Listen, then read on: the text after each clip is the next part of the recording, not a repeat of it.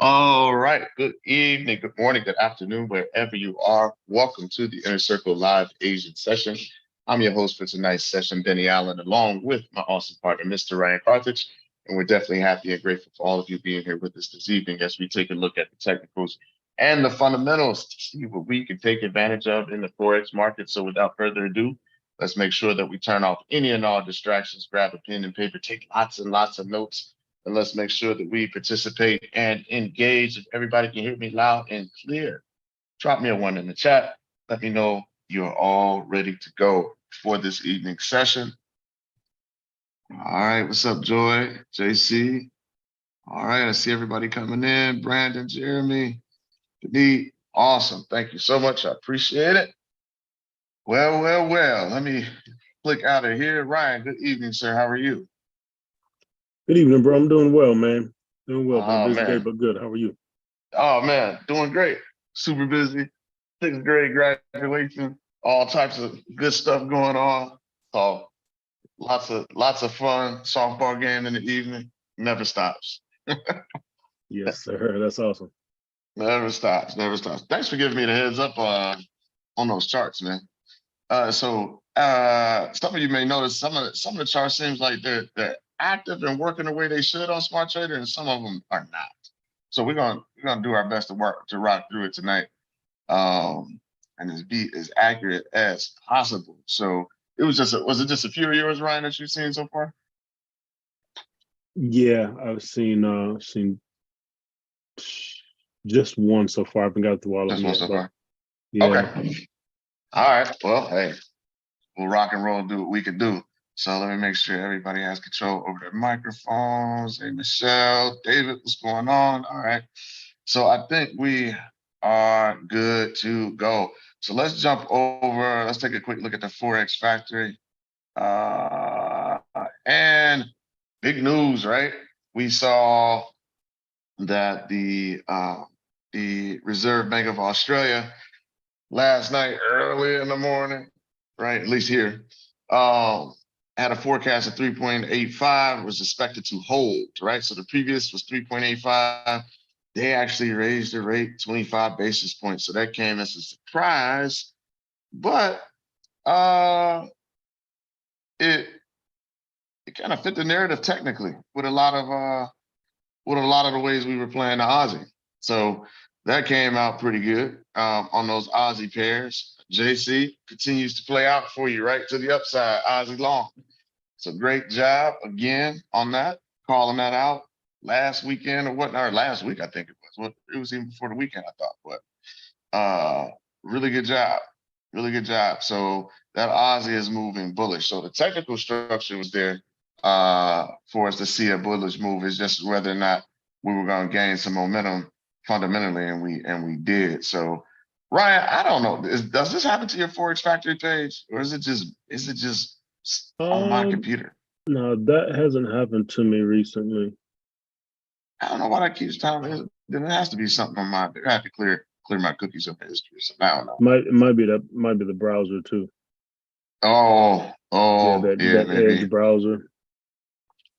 Yeah, I had to swing it back to go back to Google or whatnot.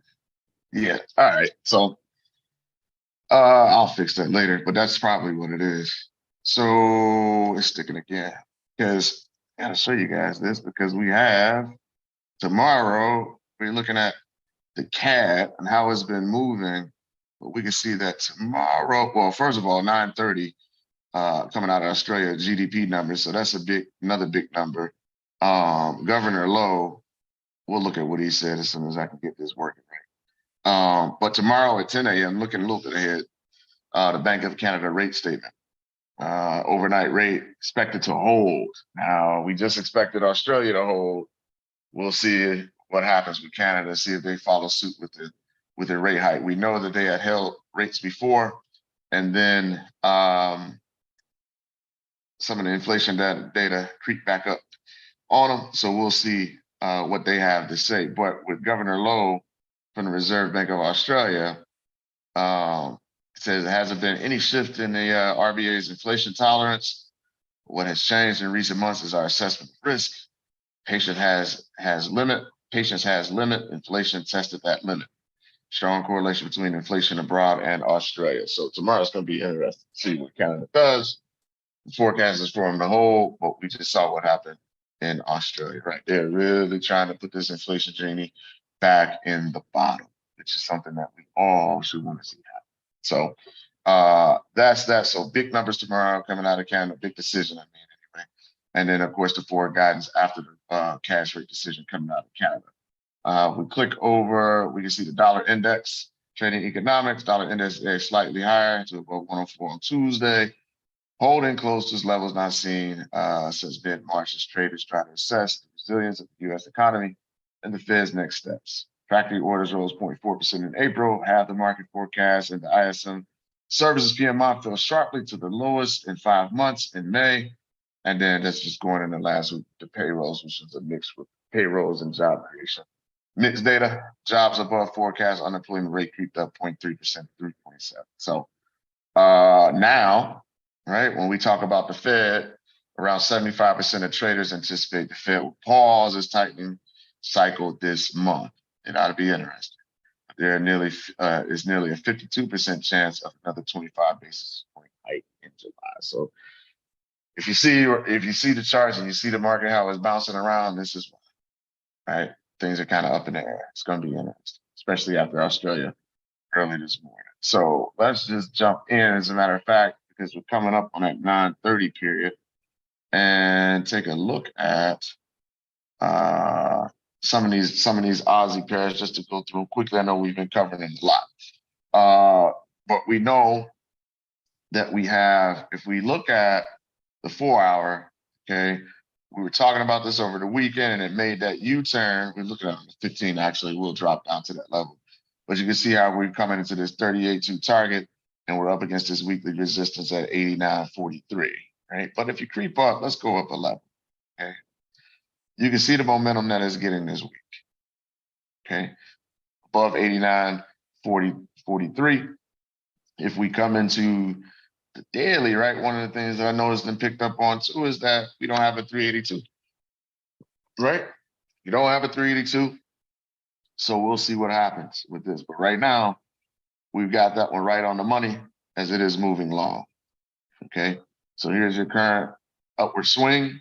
Let's see what happens at 9:30 with this. This one is, the Aussie is intriguing, right? That rate hike was definitely kind of threw a wrench in what my overall viewpoint was. So we'll see if that upside move continues to be, continues to gain momentum, or if it's just a short-term burst with the Aussie. So the setup that we were looking at on Saturday was off that 15-minute chart. We got the 70 and the 104 off of that, right? So that one is right now moving sideways with a new AB boundary off the 15. So if you're able to get involved with that trade coming out of the weekend and the weekly ritual, congrats, right? It's a 100-pip move, 70 pips to that sub-fib D extension right here. All right, so that one played out and now it's moving sideways, which makes sense. It's moved quite a ways. All right, and it's testing the level. Any questions on this Aussie CAD?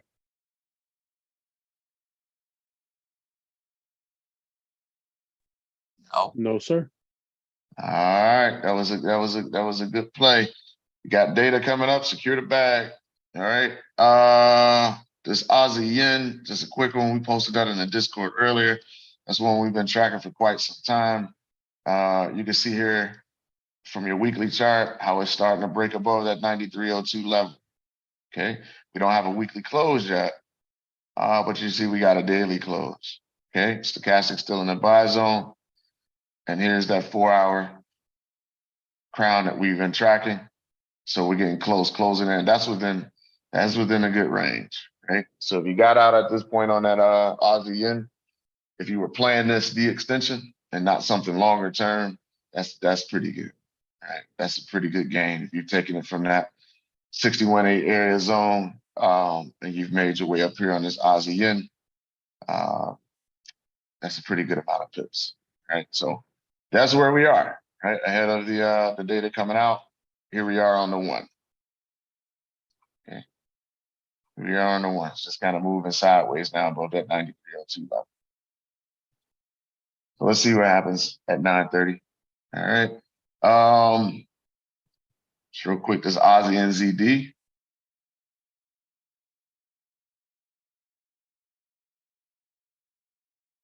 Perspective moving along, right? We know that New Zealand dollar lost momentum because of what happened, right? With the monetary policy and the central bank and the statement that they made after their last rate hike.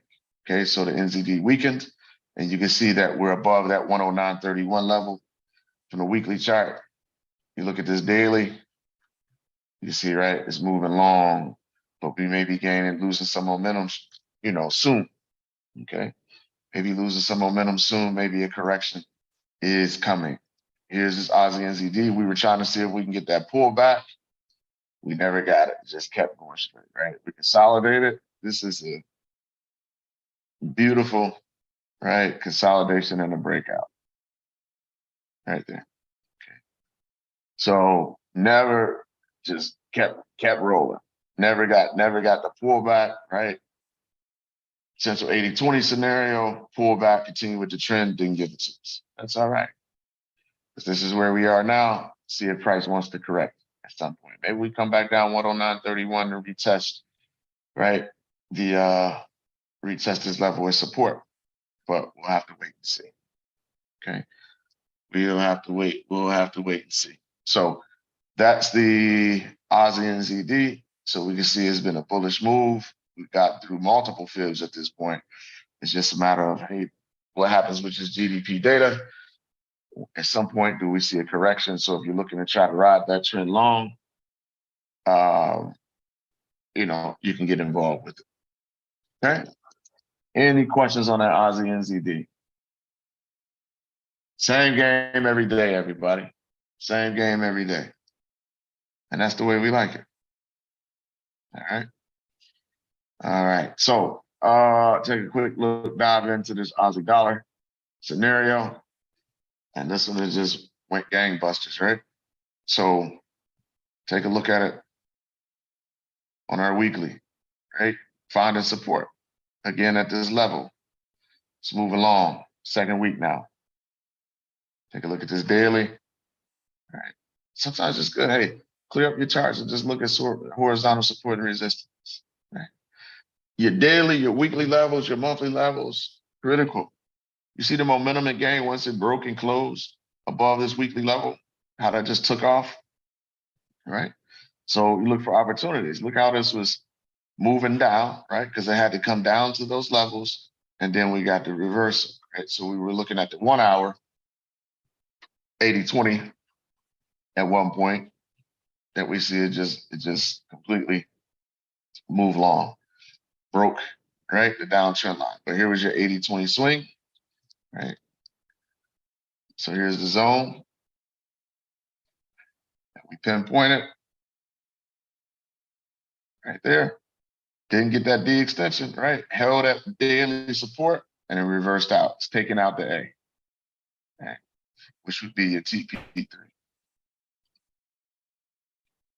Right. That's your third level.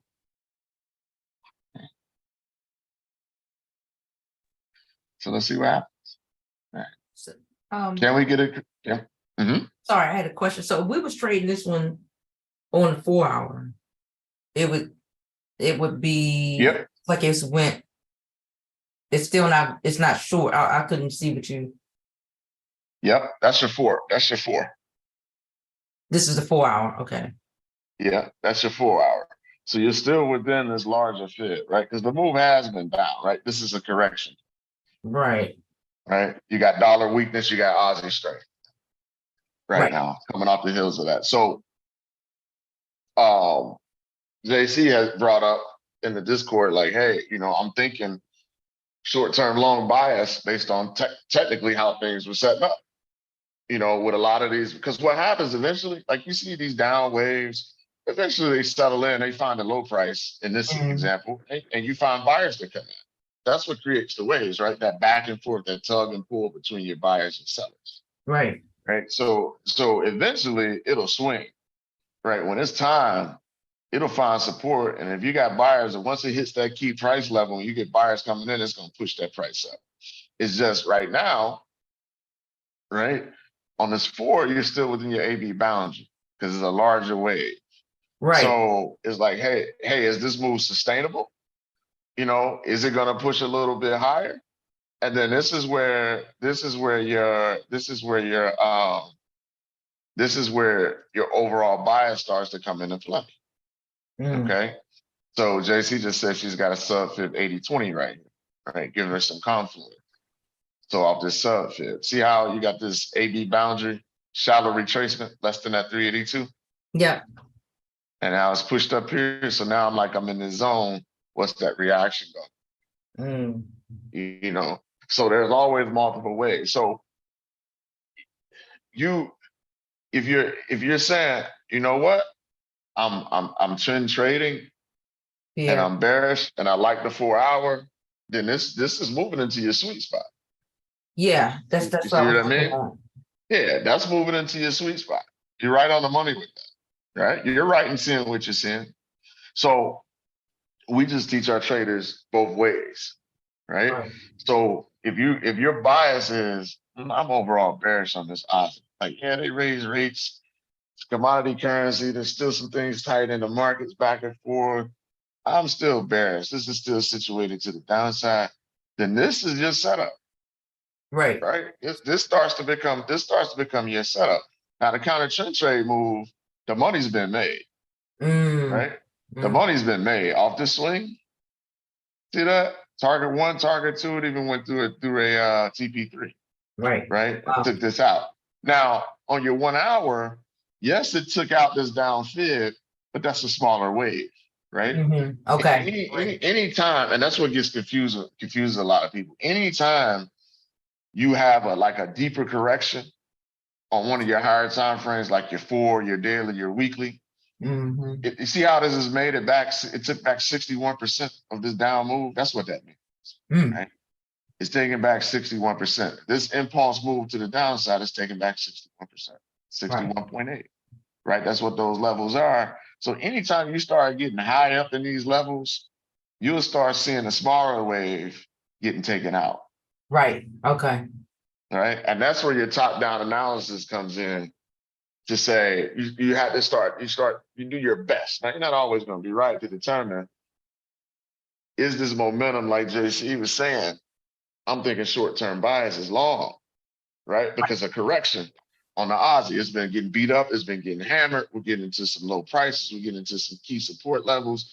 Our fib, with our 80-20s is giving us good confirmation on a lot of these pairs. I'm thinking that we're about to find some buyers and it's going to push this Aussie dollar along, right? Temporarily, so if that's your play, then this is your play, Right. right? Okay. So you're saying, look, now it's corrected to my high price. Now I'm looking like, okay, well, this is where I love for price to be at. Right. Is here, right? Now you're like, this is my setup. And you live with that. You stay committed to the process. The results are the results. Right. Okay? Addicted and attached to the process, not attached to the results so much. Because it's over time that your edge is going to play out. Okay. So what happens is you lose the trade. If you lose the trade, it takes the stop out. You go back and you do your homework and say, what could I have done different? Is there anything that I missed? If not, I continue with my process. Okay. You journal it. So yeah, you're seeing right, like it's corrected. It's been moving down. I mean, you look at the you look at your overall structure, right? From your higher time frame, right? That's been moving down. Yes, we have our moments, right? Right.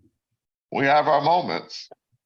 But that for a big time position trader, like a global macro approach, they've just been sitting short on this because of the cases that they build out to be short the Aussie. Right. You know what I mean? You look at the fundamentals. Hey, they heavily weigh against the Aussie versus the dollar, especially if you're thinking you're gonna see contraction, especially if you're on the side of the bears and you're thinking recession. You're thinking risk off, global tightening. Commodity currencies typically don't do well. Right? China, right? When you think about Australia and China being their largest partner, iron ore, right? Largest purchaser of iron ore, because iron ore makes steel. You need the one that doesn't make it by itself, but it's a key ingredient in steel, right? So if China's economy is going well, that helps Australia, their largest trade partner is China, right? So everybody's been waiting since coming out of the pandemic.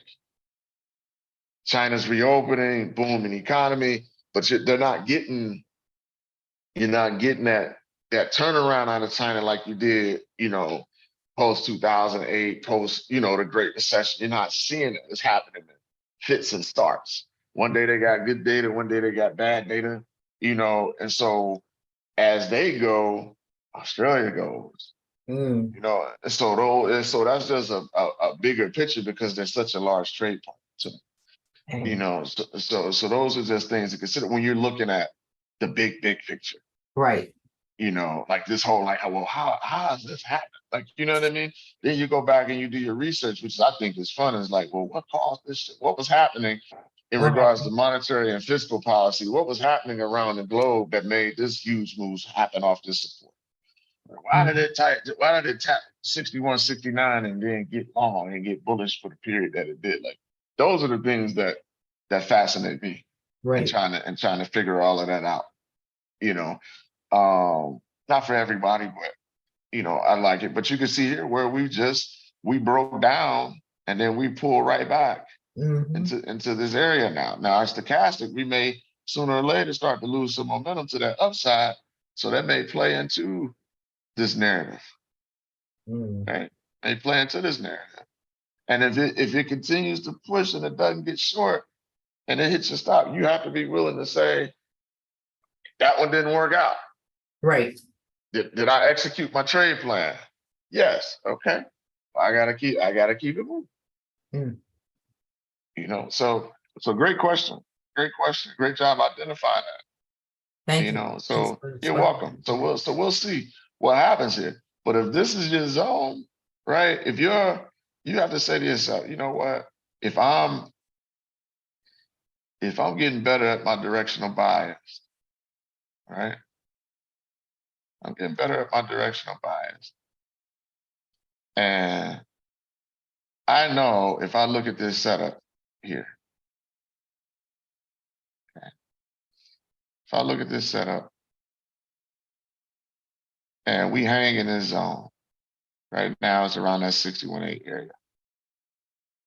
That's my risk to reward. If that turns over, right? So if I look at this and I say, okay, if I enter around this zone, this is how simple I like to keep it. 130, 395. Right? Is that a 3-to-1? Yeah, pretty much. Right? So I know if I stay in that type of range, if I lost 7 out of 10 trades, I would still make money. Right. Right? That's just very simple approach. Like if I'm waiting, and this is on the trend trade side, right? Top down analysis, my directional bias is bearish. I like entering trades off my 4-hour chart. I like bigger swings. It's good for my lifestyle, right? It's good for my hair. I don't want to lose my hair, right? Trade small, right? Give the trade some room. I don't want to be in front of my computer all day. Well, if this is my sweet spot, I've done everything I'm supposed to do, follow my trade plan, my rules, then I take that position, right? Or whatever your rules are, maybe you say you have to wait for a trend line break, wait for your stochastic line, wait for a cloud break. Whatever your rules are, just be consistent. Because that's the only way you figure out if your edge is going to play out over time. That's where people blow it. They don't stay consistent with their approach. That's what keeps them from being consistent and profitable. They're not consistent with how they analyze the charts. They're not consistent with the strategy. They're not consistent with how they calculate the risk management, right? They're not consistent at holding the position until it gets to the target, oftentimes, you know, and then that eats them up over the long run because you're just in and out. Especially because you will have times, and I know I'm sticking on this pair, everybody, but it's very important. You will have times where you're gonna have periods of drawdown where you're losing 4, 5, 6 trades in a row, right? And that's when things really get tough and your psychology has to kick in to the positive side because you have to know that should be expected. That I don't have to win every single trade. That I took my risk percentage and I divided by my stop loss, right? So I know that if this gets stopped out, I only lose 1%. I got 99 more shots at the game. So all of these things are where traders get all discombobulated and then they end up looking for 20 others. You didn't even let your other trade get shot. You didn't even let it play out. That sounds like me. Oh yeah, it's me. That's why I'm passionate about it. I was there. And it's always like something that every trader goes through, right? Yeah. So, you know, I was there, you know, regardless of the training that I had, you know, and I had to learn some tough lessons. It was the cost of tuition. That's what it was. So, you know, that's my advice all the time. People like, man, listen, first of all, wait on your setups. Wait on your setup. That's why we get on here and we do this stuff over and over and over and over again, because we ultimately want you to be your own master in this game. Right. We share our trade ideas and stuff like that until you get to the point where you're like, you know what, I got this now. I got this now. I'm sticking to my trade plan. I'm journaling. I have a good, you know, risk management discipline. You know, then you're off and running. All right. You graduate. So that's why we do it, and we don't deviate. That's why we don't go into 50 million other assets either. At least not at this time. That's a lot. That's a lot. Different rules, different games. That's a lot for people trying to get educated. It's a ton. You know, so that's why we primarily stick in Forex, right? Plus the barrier of entry is low, right? For new people learning how to trade. But so yeah, you're identifying this, and it's like, yeah, I know this might push higher. If it pushes higher and it takes back 78.6%, then if it makes that C to D push to the downside, then all I have to do is adjust my TP level at that point. If I get a deeper pullback, 786, now instead of my TP being 1.618, is 127, blue to blue. So then I'm just gonna adjust.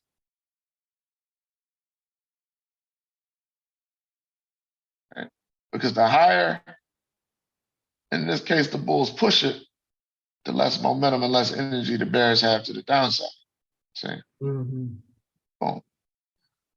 So if it pushes up higher, then I just adjust my TP. See?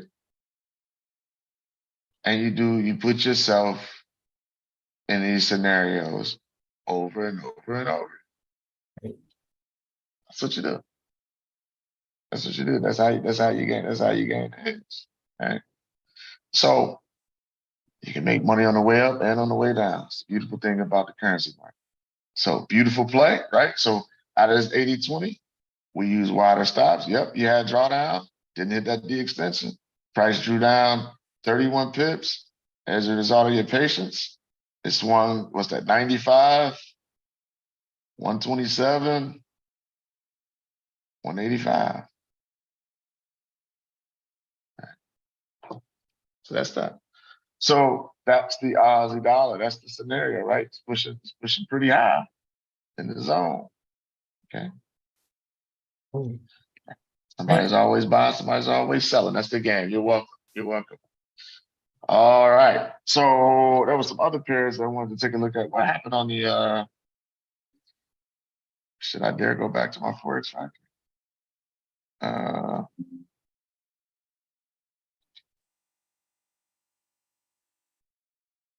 GDP missed forecast.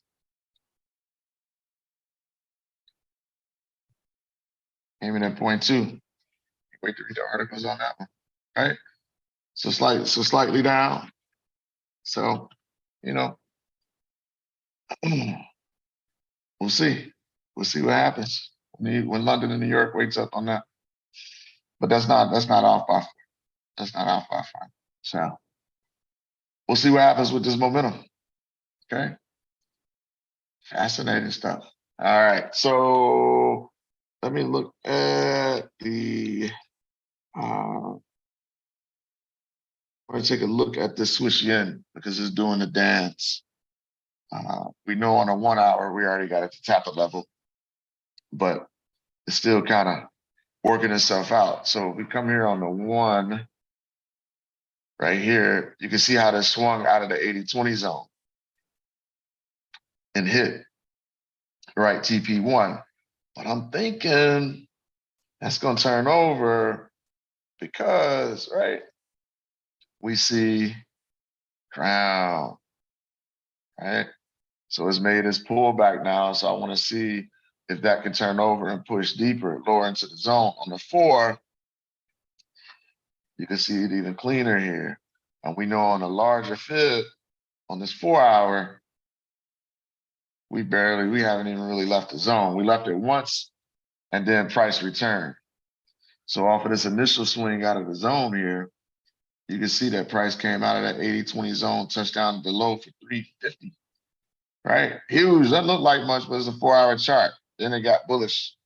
And now we're kind of just doing the dance. So the bulls and the bears are having to fight. So somebody's got to win. I would prefer that the bears win, all right? Because that's how I'm sitting on this. So we need this to come down, okay? We need this to come down. That would be beautiful. I need 800 pips in my life. I don't know about all of you, but I know I do. Kids need shoes. So we'll see what happens on that Swiss yen, but it's kind of just dancing around right now. So let's continue to be patient. If you're involved in the swing, let's see. Let's see if we can get it to break through these support levels and get some momentum going to the downside. Any questions on the Swiss yen? No. All right. So that's the Swiss yen. I wanted to take a look at real quick these Euro Aussies, Euro Aussie, Euro CAD. We never got good pullbacks on those, but the overall swing that we were looking at is working like crazy. So here's the weekly, and that's coming down like gangbusters right now. And that's mainly due, right? Euro's still strong. You've got Lagarde. You've got both sides of the coin playing right now. So you've got ECB President Lagarde saying, hey, there's still more work to do on inflation, which I support that, especially when you're talking about it needs to get back to 2 and 3%, right? I totally understand that narrative. But you also have, right, inflation. So let me go, we'll just look at the article. So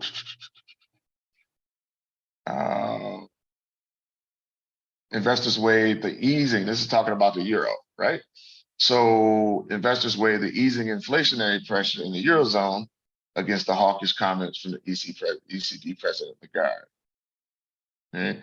On one hand, data indicated a larger than expected slowdown in both consumer and producer prices, suggested that the European Central Bank might reach its peak interest rates in September, right? So they may peak out in September with their rate hikes earlier than forecasted for December,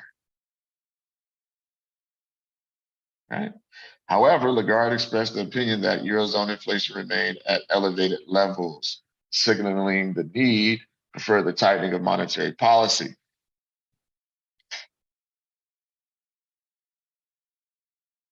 Right? So you got the Bank of France governors mentioning that rate hikes were starting to impact inflation, and that any future interest rate increases would be minimal in magnitude, meaning, hey, you may see a series of 25-point basis points coming into the game, but maybe not 50 basis points. Okay, maybe not as aggressive. So we've got some good back and forth going on with this euro, but you're seeing the euro sell off on the heels of the easing inflationary pressure, and the fact that because of that, the forecast is changing a little bit in regards to their peak interest rates. So instead of it being forecast for December, September, and you see that playing out on the charts. I think that's amazing, right? That we all have access from our home computers, even our cell phones, right? Preferably a computer, right? To see the footprints, right? Of monetary and fiscal policy globally. I think that's amazing. Okay. So that's moving down. So we got another bearish week, but we see, right, how powerful, right? Being able to recognize price action patterns, being able to find that 80-20, right? That signature move that we love so much plays out. Now we have some counterfeit type scenarios on these that we were hoping for counter trend pullbacks, but the momentum has just been too strong to the downside. So the overall larger swing is looking like it's trying to get right to that daily 382. So if we track this down through the time frames, right, it's really cool price action. Look at that. So we're moving down, even on your 4. Okay, look at the crown. Look at the crown, broke the low, right? We see that? Look at that. Okay, and we came down, snapped it. Okay, boom. So we're looking like right at this around this D extension on that sub fib. Okay, zoom in a little bit.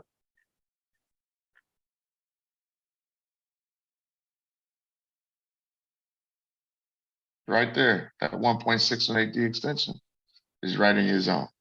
Okay, if you're looking to take profit, if you've been holding. Okay, so there we go. Ryan, you back on? Yes, sir. Yep. You're in this one and the Euro CAD, right?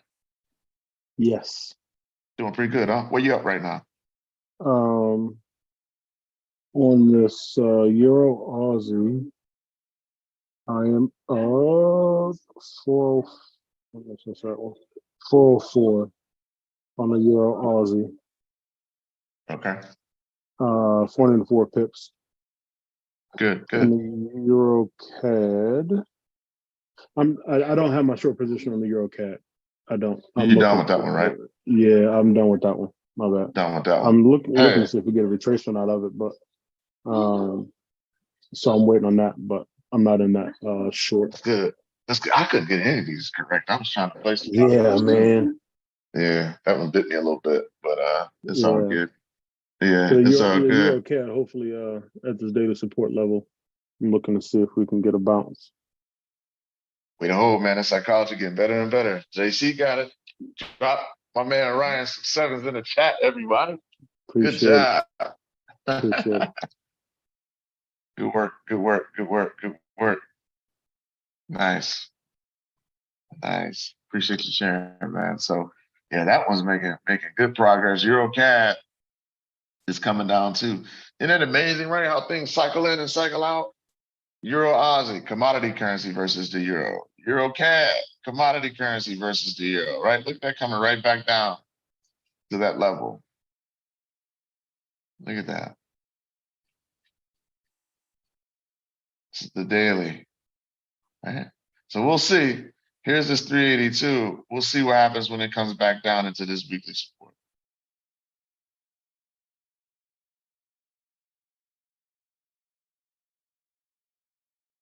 So, bro, I got a daily support right where price is right now. Right now? Yeah, because it's you're right. You're right on that. I was saying it just because that's what I'm looking at to see if it holds in line with that trend line to give a bounce or not. So yeah, it's very strong. I got beat on the 1 Euro CAD setup thinking that it was gonna bounce at a level and it crashed right through it. But you know, too, when I drew that setup and that idea, that daily stochastic wasn't in the buy zone either like it is now. So It's Oh starting to lose yeah, some. It's starting to lose some momentum. It was. I think it was just coming down. yeah, it was. So yeah. So I had to take notes on that for the next time, right? Yeah. So that's where we are. Here it is here, right? This is the one that I missed. That 80-20 there. It didn't hold. I thought it was gonna find some support. It didn't. And one of these levels, and it just kept crashing. But hey, Excuse me, Benny. yes, Sorry, yes. got another question. So with these 80-20s, and I'm looking, I know, like, I know, like, once it stalls at that, once it's less than the 382, and then it goes up and it stalls to that 118. Do Hmm. you have a thing that you like to see happen before you decide to, okay, I'm gonna take this down to the first take profit level? Like, would you draw a trend line at those and see if it breaks when it's stalled at that 118? When it's at that level, Yeah, yep. You could draw trend lines. I trade really small, so I typically, unless I know like fundamentally, like it's something that's really driving the momentum in one direction. right. I'll typically limit in at that level because I'm trading small, super small. Okay. So because then percentage wise, right? Because then if it swings, I can add to the position later, Right. or just leave it where it's at, So I'm trading very, very small. Yeah. But if I'm looking for that additional like well, we post it just about every time we share an idea, like use additional confirmation. But if I'm not using limits and I know like, man, there's some good momentum on this moving to the downside, and I kind of know the reason, then I'll look for trend line breaks, higher highs, higher lows. Right. Okay. Right. So like this one here, Mm-hmm.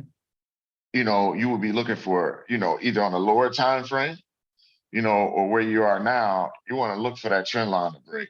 Right. That's If all. you're using that, or the cloud, like we've done trainings on the cloud, and where you could drop down a time frame and look for a cloud break.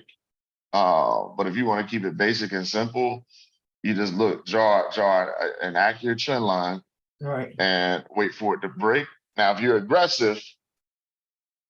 being aggressive, you look for a bullish, like nice bullish engulfing candle, whatnot, to break and close, maybe back above your 143.82 level, and then you put your stop right below the low if you're being tight and aggressive. If not, you got time, right? Because it's not just going to shoot straight up. It's going to form a low, which will be your A boundary, push long, which will be your B boundary once the high forms, and then it's going to pull back in most cases. And then you can look to take it from there. So sometimes then it depends, like you say, on lifestyle, how long you got. Right. Are you going to be around? Do you set alerts? That's all trade planning. But Right. we've seen it play out. Like Ryan is up 400 something pips on that. That was just like, if I'm not mistaken, Ryan, like, hey, it's in the zone. Am I right in that? Yep. So as we've grown, we've taught all of the different entry methods, and I've tested different things, and I've chosen in my trading plan just to, when it gets in the zone, pull the trigger, place a stop outside the B extension, and let it go. Yep. So that one was, yes, it was in the zone, and I just pulled the trigger. Yeah. I just live with it. Like this one, when it was here, because at the time when take this up.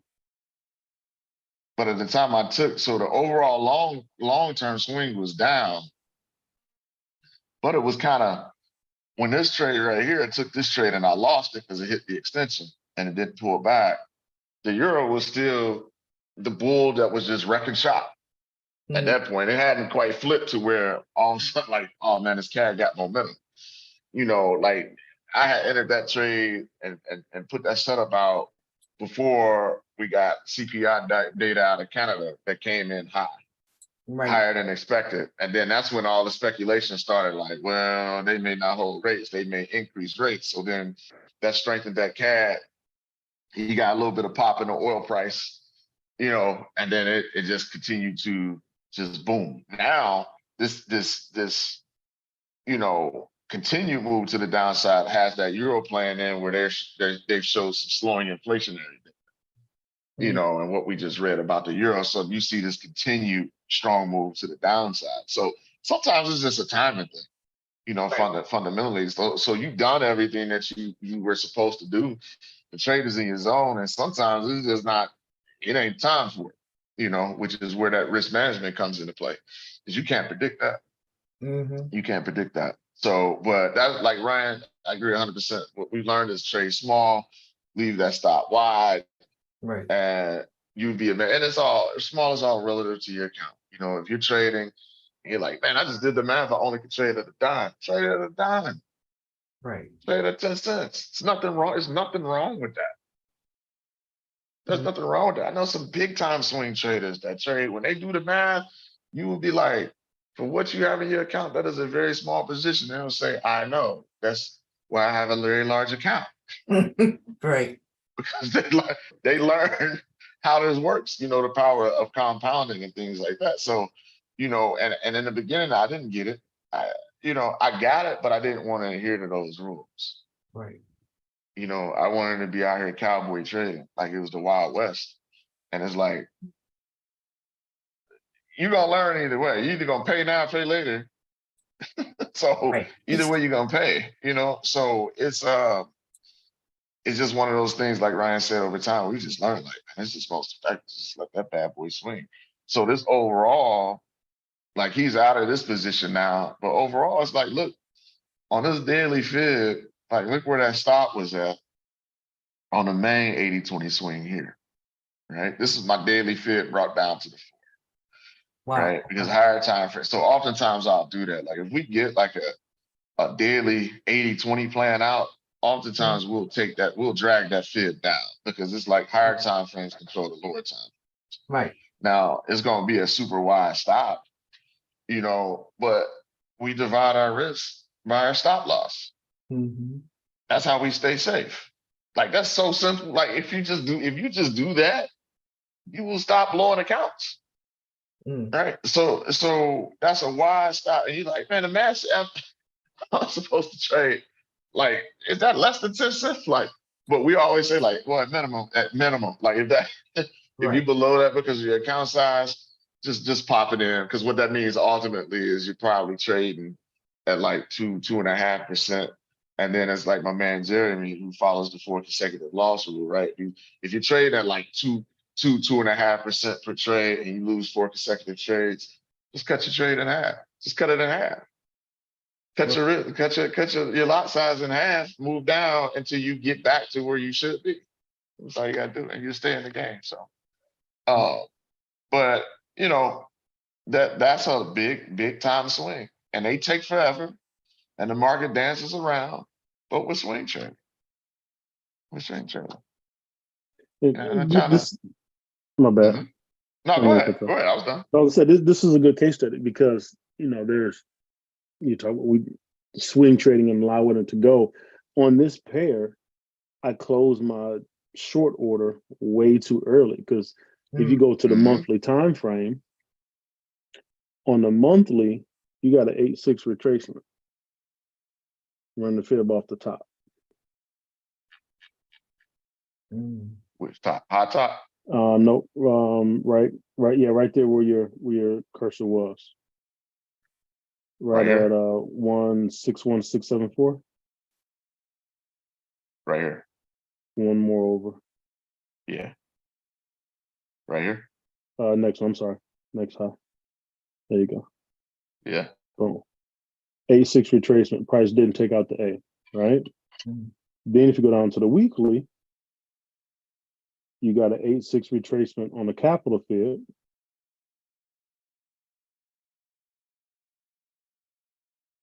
I got these running off of that same previous high. Next one over. There we go. 8-6 retracement off the capital fib. And then if you run the sub fib off the low,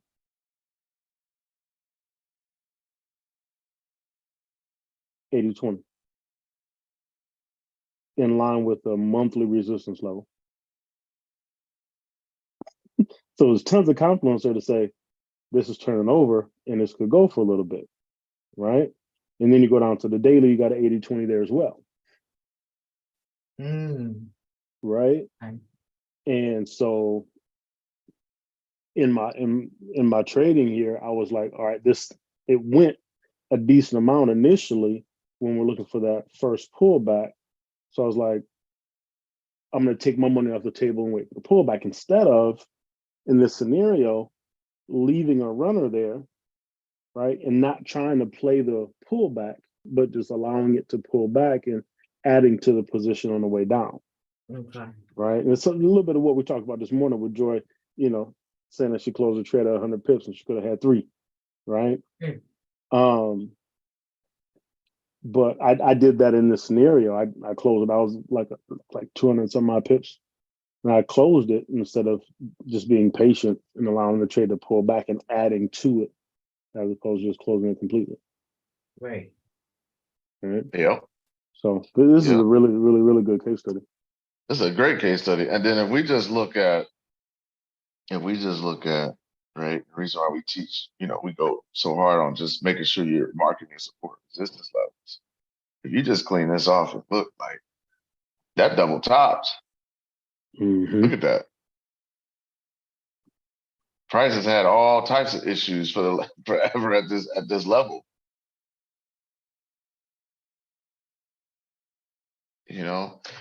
That's what we always say. It's still about structure, right? We always say we're just putting the tuxedo on the price action when we put the fib on it. So we're doing the things are lining up, for a possible reaction. Because that's what we're looking for. Looking for reactions. Where can price react?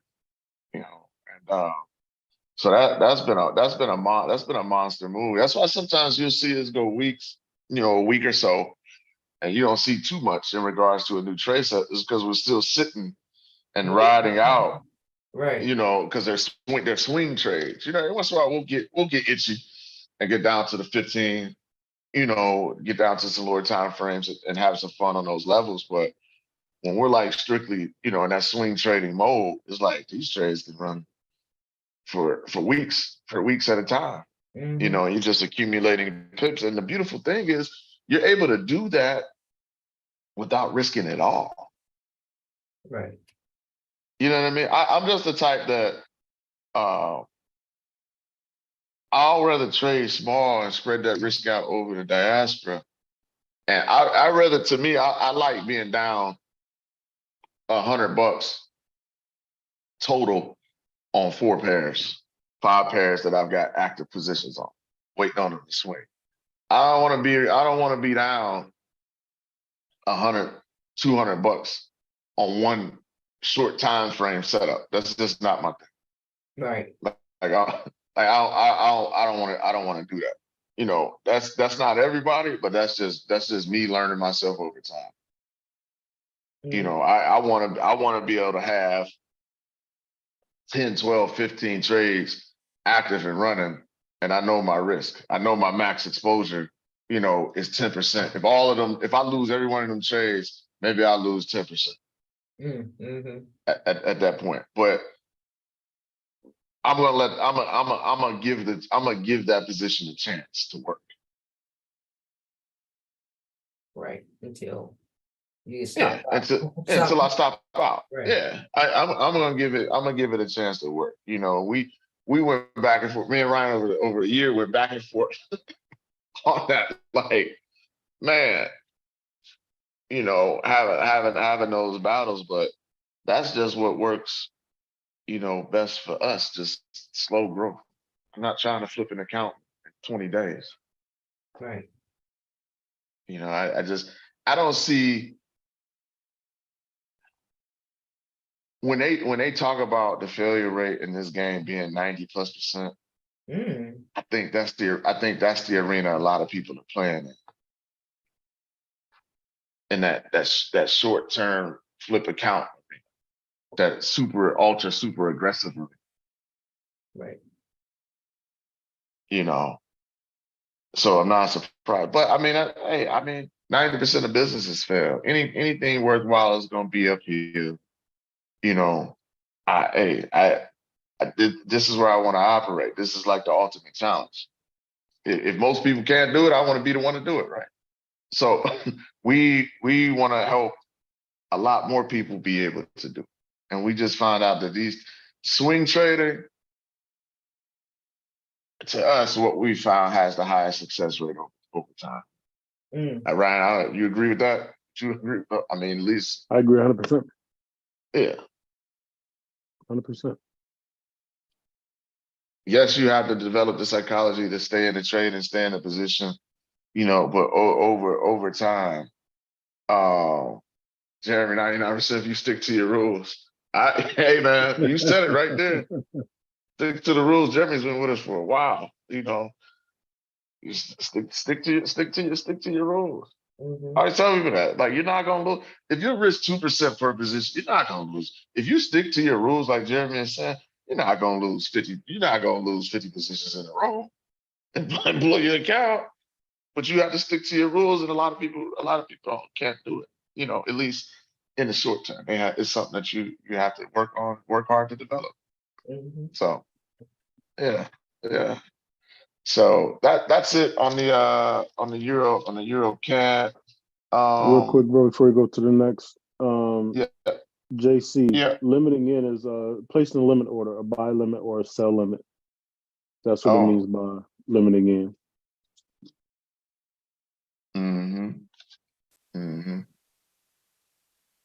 You got it? Okay. Cool. I want to look at ahead of tomorrow. I know we're running a little bit over, but good conversation. I'm always down for that. So NZD CAD, right? So we're waiting on this. So this one here, you can see it sitting in the zone, right? And this is ahead of tomorrow. So you can see how it's starting to stall. That 127 is right at 8106 daily support. So what we're looking for is a potential U-turn, right? So that's the scenario. This is the scenario with your stop, you know, at that D extension. So we want to keep an eye on this one tomorrow to see if the CAD data that comes out can serve as a catalyst, right? I just need it to move, right? Because then you know how to play things. Right now, it's settling down and accumulating just like it typically does around these zones. So we need a catalyst to get it going. Right. So let's definitely keep our eye on this one tomorrow to see how it plays out. See if it gets through this 8106 support or if it holds after the data. All right. So that's that on the NZD CAD. We know the NZD has been getting beat up. Right. It's a commodity currency as well. But we're starting to see some of these New Zealand pairs come into some low prices. So we'll continue to watch an eye on that one. That could be a good mover for us. Again, if you're thinking a continued down move on a New Zealand dollar, the game is easy. You needed to push higher anyway so you can get short if you're a bear. You don't want to short from here. You want a high price. Right? You want a high price. I'm selling my car. I want the highest price possible. So you want a price to move higher into your sweet spot so you can get short. If you're a bear and you're saying, hey, this is making lower lows and lower highs, I think that's going to continue, then this is the zone you're looking for it to happen. Not here. Okay, not here. Right? That's where your rules come into play because they give you those filters that you need because everything will look good if you don't. All right. Any questions on that NZD CAD?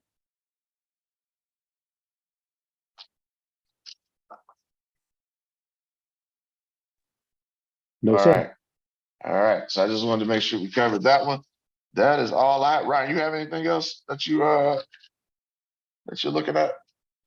No, sir. I'm sitting and waiting now. I'm still swinging those that you went over.